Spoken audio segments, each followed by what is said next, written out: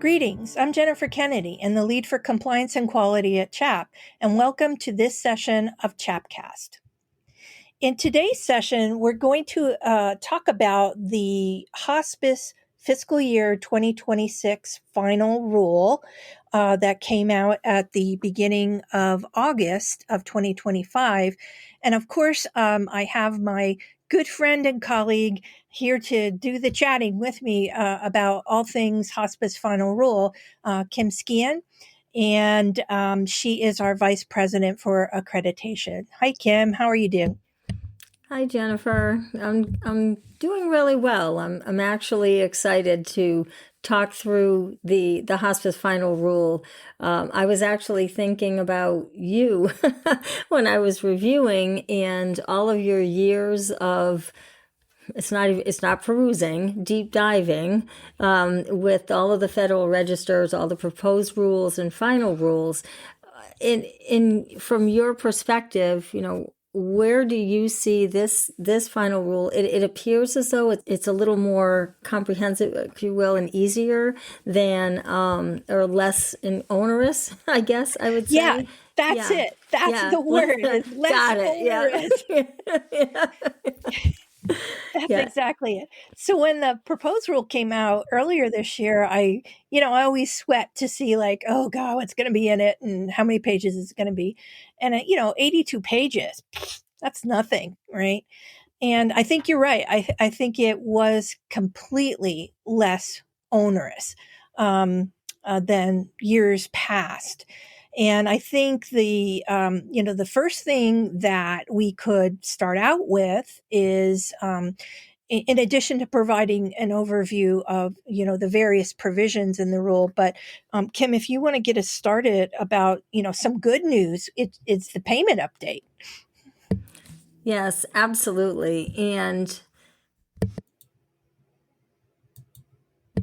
just as an update, really the best news, if you will, from this with the payment update is that there is a overall 2.6% increase nationally, and the aggregate cap is $34,465.34.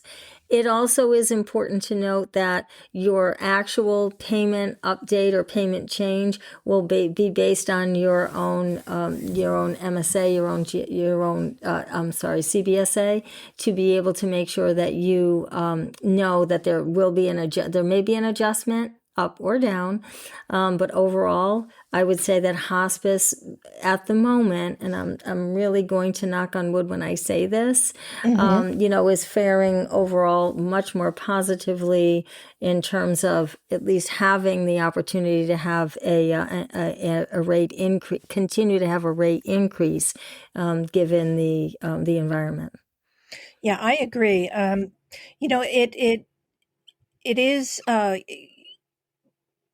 It is a fact that we can look at that March MedPAC report that comes out every year for Congress, and look at that, and it's usually the timing is about a couple of weeks before the proposed hospice rule posts, but to get an idea of what could be coming in terms of payment, either update or staying the same or what have you. But I'm very happy for hospice providers out there that it is a 2.6 bump in their rate.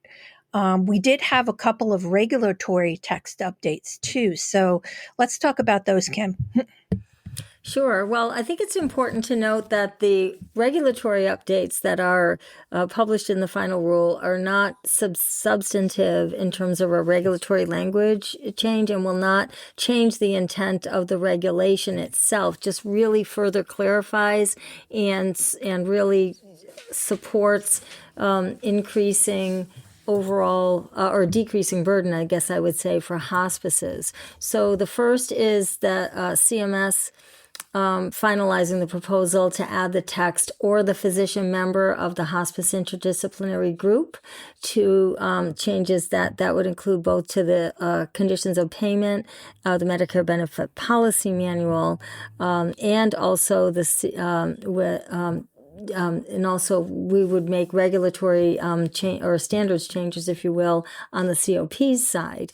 And this really was a win for hospices, because this does align again with the changes that are already in the certification of terminal illness payment regulations, and the medical director COP's regs. So we want to make sure the message here is that CMS has listened and clarified that Yay. not only the physician member, not just the medical director, the confusion and the disconnect, we remember that from several years ago.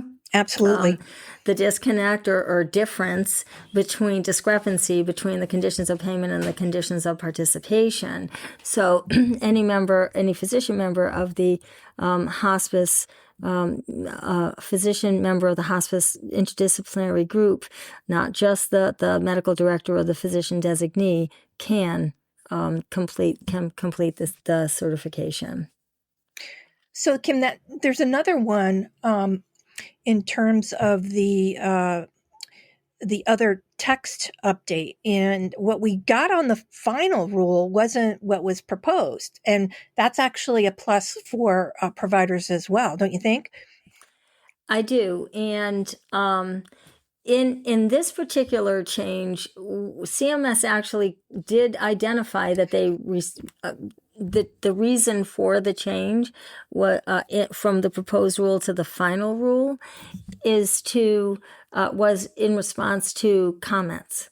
So I would say here, before we say anything else, that this is another example of the importance of providers and the industry submitting comments to any of the proposed rules, because there are changes. So in this particular case,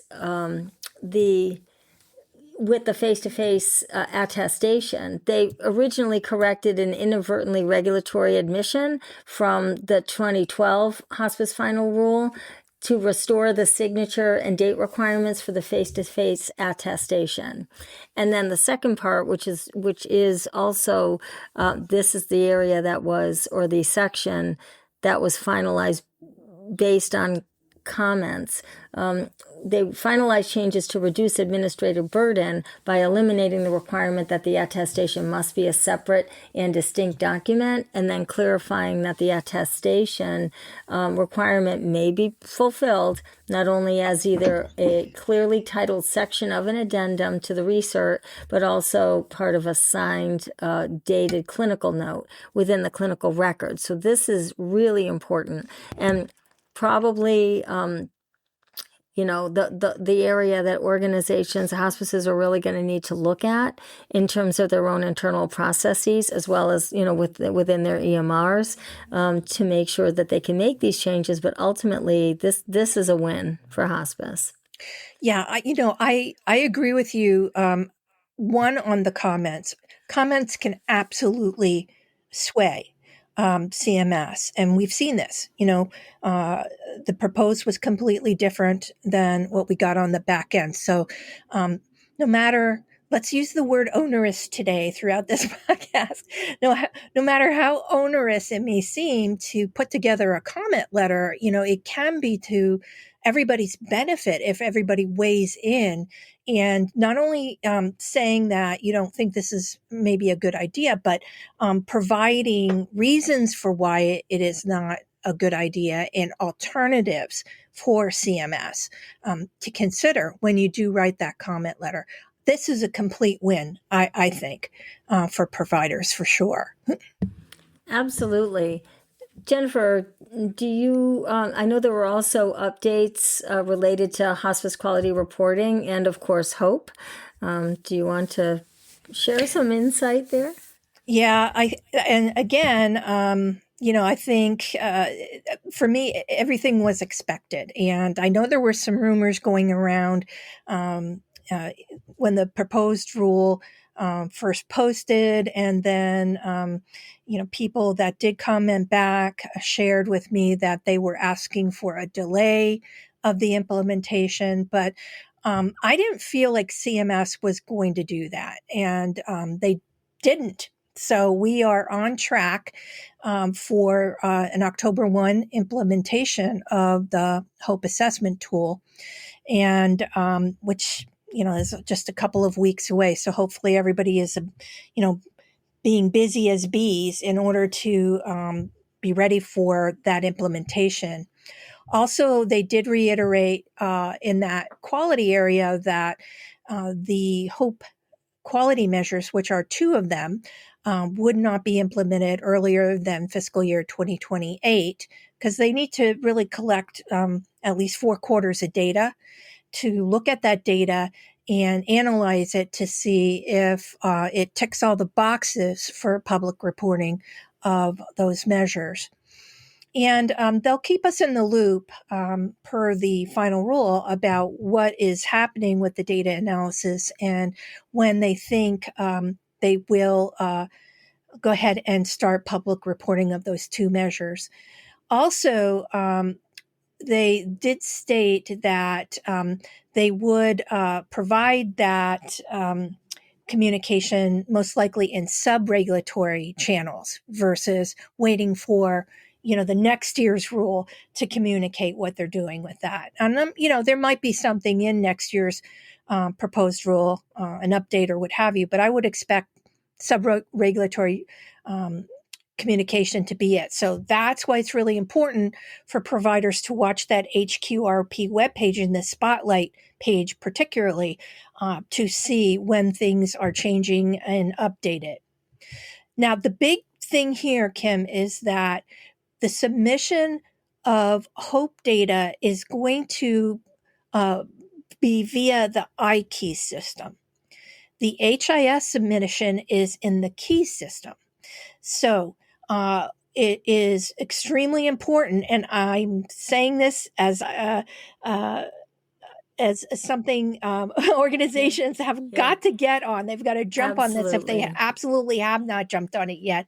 And actually, the suggested date for doing your application and registering in iQIEs was on September 10th. So if it's after September 10th and you're listening to this and you haven't already established your account, go there today as soon as you're finished listening to this podcast and do your registration in iQIEs. Because iQIEs will stop accepting records for HIS on the 30th of September and start accepting HOPE records on October 1 through iQIEs. But it also was stated in that final rule that any hospice admissions and discharges that occurred prior to October 1, including any corrections, you have up until February 15th of 2026 if you have to make corrections to those records. So for me, reading that rule, I would say that was the big enchilada for me in there was the HOPE content of the rule. Yep. I just want to give a shameless plug for you, Jennifer, and for CHAP, and for the outstanding blog series that you have that you prepared and presented over the past, several episodes or several blog postings specifically related to HOPE implementation. So along with any, CMS education and any other training that folks may receive, your blog, Jennifer's blog post or the CHAP blog post, that series is extremely important and really provides some valuable down-to-earth information in terms of implementation. Well, thanks, Kim. Sure. The only other thing... one thing before we move on. We actually just posted our last pre-implementation blog. So that is on our website now. And we developed a new, what we're calling a HOPE Quick tool that has all of the important links you need in one document. Or actually, it's not a document. It's right on our webpage. So you just go to that tool and you click and it takes you to all the education and guidance and manuals and tools that CMS has put out regarding the HOPE tool, rather than you going to separate web pages in CMS to search for all this stuff. So that's up and available right now. That's excellent, and absolutely hospices should take advantage, because there is so much information flying around, and frankly, we're under the gun, and folks will continue to have questions as HOPE is implemented. The one final thing I want to remind folks of is the fact that, at least at this point in time, CMS is implementing the 4% reduction in hospice quality reporting for the future, a subsequent payment year, if the 90% compliance threshold for acceptable submissions, is not met. So there is no, and Jennifer, I'm saying this so that you can just validate this. There is no delay. At this point in time, there is no delay in that requirement. So once we switch over from HIS to HOPE, that compliance threshold still remains. Yep, it's still 90%, and that's an aggregated 90% of accepted records. So you can submit records till the cows come home, but if they're not accepted, then you have a problem when it comes time for CMS to calculate your compliance. So thanks, Kim, for mentioning that. Nobody can take a 4% cut in these days and times. I think the last thing that we want to talk about, and I'm going to throw the ball to you, Kim, is there were some requests for information in that proposed rule, and how did those come out on the back end for the final rule? So generally speaking, they're the advanced digital quality measurement and for the hospice quality reporting, as well as the comments on the variety of questions related to the status of IT and technology in hospice. Along with input on the importance, relevance, appropriateness, and applicability of the concepts under consideration, which include interoperability, well-being, and nutrition. In those cases, there were no comments or final rule or final decisions that were provided in the rule. So what that means, at least at this point, is that CMS in those cases are holding on any further action. Jennifer, I just want to again just have you clarify. That does not mean that they can't in subsequent proposed rules add or basically consider the comments or revisit these particular RFIs. Am I correct on that? Yeah, no, that's absolutely right. They absolutely can swing around. And I think definitely I would expect them to swing back around to the interoperability, because that seems to be one thing that is a huge focus up at CMS. And it's not just for hospice, it's for everybody, right? Yeah. So I would expect to see more on that in future rulemaking. And I would say, I would agree with that, as well as the deregulation request RFI. In both of those cases, there's much more broad implications, not just for hospice, but for all CMS settings. And specifically regarding the deregulation request, there was no feedback or information provided in the hospice final rule, but we also know that is a separate RFI. So we would fully expect that any feedback or determination regarding the deregulation aspect of the RFI likely will come or can come in a separate rule, I would assume. Yeah, I think that's absolutely possible for sure. So as we wrap up here, Kim, what would you say providers should be doing now that we have this final rule and we're only a few weeks from October 1, the start of the fiscal year 2026? Yes, absolutely. I mean, certainly read the final rule. I think we say that every time, right? Make sure that everyone is clearly understanding what the changes are. Certainly receive information as we are imparting it, but also your national associations and the state associations are your partners in making sure that you have the information, and industry experts. Absolutely looking at evaluating your own internal impact from of the final rule, whether it's the the wage index, or how that's going to impact you. Certainly hope, as you have said. I mean, we can't underscore enough the importance of readiness related to hope, and those the regulatory changes that we discussed. Again, from a CHAP perspective, I know that you and the quality team and certainly my team will work together to update any standards language that are needed from a CHAP perspective, and we will educate our own site visitors, on what the changes are and what they are to be looking for. But organizations do need to, again, evaluate their own processes to be able to, and policies to affect these changes. You read my mind. I was just going to say policies too, Kim, right? Absolutely. All right. So what we are hoping, in addition to listening to this podcast, that, you would read the summary we did put out about the final rule. And also, look at anything from CMS that might be available in the days to come as they push things out from the final rule, meaning that there may be some additional guidance on the regulatory text changes, or who knows, even some more hope tidbits as we're inching our way towards that implementation date.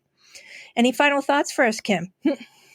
No, I think I believe that I'd like to believe that hospices are well on track.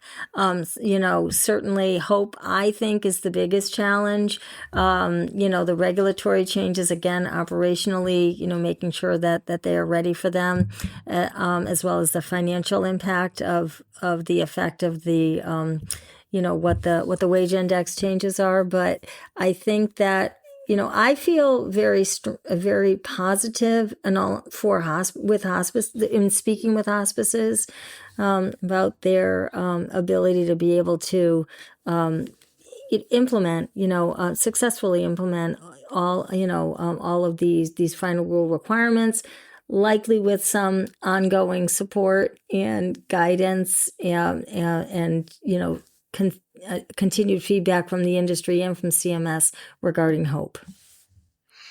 Well, thank you so much, my good friend. It's always a pleasure to talk quality and compliance with you, for sure. Absolutely. Thank you. You're welcome. And thanks to all of you, as usual, for taking time out of your day to listen to our podcast. So from Kim, me, and the entire CHAP staff, keep your quality needle moving forward, stay safe and well, and thanks for all you do.